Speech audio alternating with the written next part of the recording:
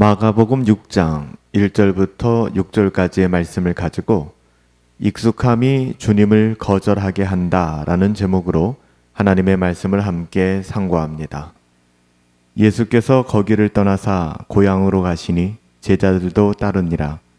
안식일이 되어 회당에서 가르치시니 많은 사람이 듣고 놀라 이르되 이 사람이 어디서 이런 것을 얻었느냐? 이 사람이 받은 지혜와 그 손으로 이루어지는 이러한 권능이 어찌 됨이냐? 이 사람이 마리아의 아들 목수가 아니냐? 야고보와 요셉과 유다와 시몬의 형제가 아니냐? 그 누이들이 우리와 함께 여기 있지 아니하냐 하고 예수를 배척한지라. 예수께서 그들에게 이르시되 선지자가 자기 고향과 자기 친척과 자기 집 외에서는 존경을 받지 못함이 없느니라 하시며 거기서는 아무 권능도 행하실 수 없어 다만 소수의 병자들에게 안수하여 고치실 뿐이었고 그들이 믿지 않음을 이상히 여기셨더라. 이에 모든 촌을 두루 다니시며 가르치시더라. 불신앙은 기적보다 크신 주님의 능력을 가로막습니다. 예수께서는 고향 나사렛으로 돌아오셨죠. 그분은 이미 많은 곳에서 말씀을 전하셨고 복음을 증거하셨으며 귀신을 쫓아내시고 병든 자를 고쳐주셨습니다. 그런데 고향에서만큼은 달랐습니다. 예수님의 고향에서는 예수님을 인정하지 않았어요. 그들은 예수님을 환영하지 않았고 오히려 배척했습니다. 이 장면은 단순히 고향에서 인정받지 못한 선지자의 이야기가 아니라 믿지 않는 마음이 어떻게 하나님의 역사를 가로막는지를 잘 보여주고 있습니다. 게다가 그들의 익숙함이 주님을 어떻게 거절하게 만드는가를 잘 보여주고 있죠. 이는 우리의 신앙이 얼마나 쉽게 익숙함 속에 굳어지는가를 보여주는 대목입니다. 이 사람이 어디서 이런 것을 얻었느냐? 이 사람이 마리아의 아들 목수가 아니냐? 예수님을 배척한 사람들은 이렇게 말했습니다. 예수님께서 나사렛 회당에서 말씀을 가르치실 때 사람들은 참으로 많이 놀랬습니다. 그분의 지혜와 권능을 부정할 수 없었기 때문이죠.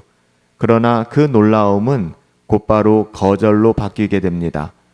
그들은 예수님을 마리아의 아들 목수로만 생각했기 때문에 그래요.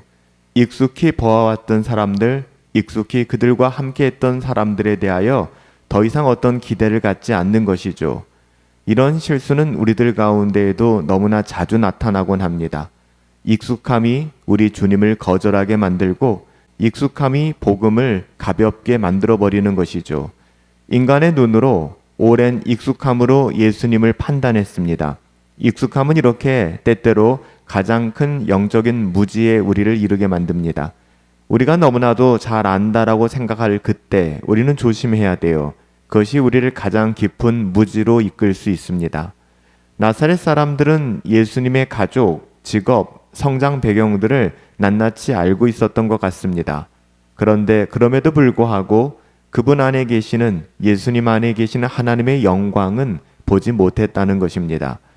그들이 이 사람이 어디서 이런 것을 얻었느냐라고 물었지만 정작 대답을 들을 만한 마음은 그들 가운데 전혀 없었습니다. 하나님께서 가장 가까운 곳에서 역사하실 때 인간은 종종 그것을 평범한 일상으로 치부해버리곤 합니다. 우리 가운데도 하나님께서 역사하실 때 그냥 운이 좋았다, 재수가 좋았다, 내가 뭐 그렇지 하고 넘어갈 때가 굉장히 많거든요. 사실 우리의 평범한 일상 가운데 하나님은 지금도 역사하고 계시고 하나님의 하나님 되심을, 복음의 가치를 드러내어 보여주신다는 것을 우리는 꼭 기억해야만 합니다. 우리는 믿음의 눈으로 익숙한 가운데 임하시는 하나님을 인식할 수 있어야 해요. 익숙함에 매몰되어서 우리의 삶의 자리로 찾아오시는 하나님을 보지 못하고 하나님의 음성을 듣지 못한다면 이건 너무 어리석고 비참한 일이죠. 예수님께서 고향 사람들에게 배척당하신 것은 단지 인간적인 오해 때문이 아니었습니다. 익숙함 속에 깊이 뿌리 내린 그들의 완고한 불신앙 때문이었죠. 이어지는 4절부터 5절 말씀에 보면 선지자가 자기 고향과 자기 친척과 자기 집 외에서는 존경을 받지 못함이 없느니라 이렇게 말씀하셨습니다. 거기서는 아무런 권능도 행하실 수 없었다는 것이죠. 다만 소수의 병자들만 안수하여 고쳤다라고 기록하고 있습니다. 예수님께서 이렇게 말씀하신 것은 단순한 탄식이 아니라 영적인 법칙을 보여주시는 거예요. 믿음 없는 곳에서는 주님의 은혜가 머물 수가 없습니다.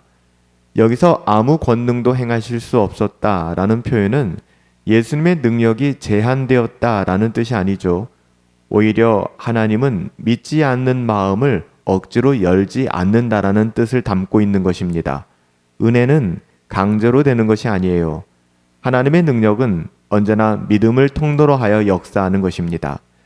나사렛 사람들은 하나님의 아들이 자신들 가운데 계신다는 사실을 보고도 믿지 못했습니다. 눈앞의 현실이 너무나 익숙했기 때문이죠. 예수 그리스도보다는 그냥 나사렛 예수, 목수의 아들 이 정도였던 것 같아요.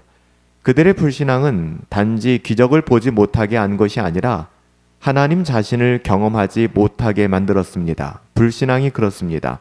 이처럼 불신앙은 하나님을 향한 적극적인 거부의 태도이죠. 믿지 않음은 단순한 무지가 아니라 하나님의 통치를 인정하지 않으려는 영적인 불순종이며 반역입니다. 이어지는 6절 말씀에 보면 그들이 믿지 않음을 이상히 여기셨더라. 이에 모든 촌에 두루 다니시며 가르치시더라. 주님은 그들의 불신앙을 이상히 여기셨다라고 기록합니다. 예수님께서 놀라신 이유는 단지 인간의 완고함 때문이 아니었어요. 그토록 많은 은혜와 말씀을 보았음에도 불구하고 명확한 하나님의 하나님 되심을 드러내어 보여줬음에도 불구하고 그들이 믿지 않았다는 것입니다. 불신앙의 마음을 가졌다는 거예요. 하나님의 말씀은 들려졌고 기적은 눈앞에 있었어요. 그러나 그들의 마음은 닫혀져 있었습니다. 그런데 이런 모습을 보시고 예수님은 실망하시거나 포기하지 않으셨습니다. 주님은 그 자리에 멈춰서지 않으셨습니다. 이어지는 말씀에 보니까 이에 모든 촌, 모든 마을을 두루 다니시며 가르치셨다라고 기록하고 있습니다. 거절당하신 주님은 물러서지 않으시고 다른 마을로 나아가 계속 복음을 전하셨다는 거예요. 이것이 하나님의 자녀들, 믿음을 가진 사람들이 가져야 되는 태도입니다. 우리가 인간적으로 여러 어려운 상황들을 당할 때 절망하거나 낙심의 자리에 매몰되어 있으면 안 된다는 거예요. 인간의 불신앙이 하나님의 계획을 결코 중단시킬 수 없다는 것이죠. 예수님은 불신앙 가운데에서도 하나님의 말씀 은혜의 복음을 증거하셨습니다. 왜냐하면 믿음은 들음에서 나고 들음은 우리 주 예수 그리스도의 말씀으로 말미암기 때문이죠. 믿음이 결핍된 세상이라고 할지라도 그리스도를 거부하는 세상이라고 할지라도 주님은 여전히 말씀하고 계십니다. 복음을 증거하고 계십니다. 이것이 복음의 끈질긴 은혜이죠. 우리의 불신앙에도 불구하고 하나님의 은혜는 여전하다는 것입니다. 나사렛 사람들은 예수는 보았지만 믿지 않았습니다. 그러나 믿음의 눈으로 그분을 바라보는 사람들은 구원을 얻게 되었습니다. 오늘 우리에게도 동일한 부르심이 있잖아요. 주님을 익숙함으로 대하지 마시고 믿음으로 바라보십시오. 우리에게 주어진 삶의 모든 자리, 익숙함으로 복음이 우리에게 어떤 은혜를 주는지 망각하지 마시고 믿음으로 다시 한번 복음의 가치를 헤아려 볼 수 있었으면 좋겠습니다. 믿음은 단순히 아는 것이 아니잖아요. 그분을 신뢰하며 그 말씀에 순종하는 것입니다. 우리의 삶이 주님을 향한 열린 마음의 통로가 되어서 그분의 은혜가 풍성히 머무는 자리가 되기를 예수님의 이름으로 축복합니다.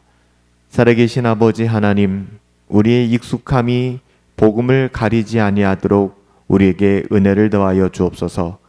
우리는 익숙함으로 복음을 막연하게 대하며 우리 주 예수 그리스도를 거절할 때가 너무 많습니다. 예수님을 배척하는 자리에 거하지 아니하도록 우리에게 조심스럽게 우리의 삶을 돌아보게 하시고 우리 삶 가운데 찾아오신 주님, 우리에게 들려주신 복음을 늘 소중하게 여기고 그 복음에 따라 합당한 하나님의 자녀된 삶을 살아갈 수 있도록 은혜 더하여 주옵소서. 존귀하신 예수님의 이름으로 기도하옵나이다. 아멘.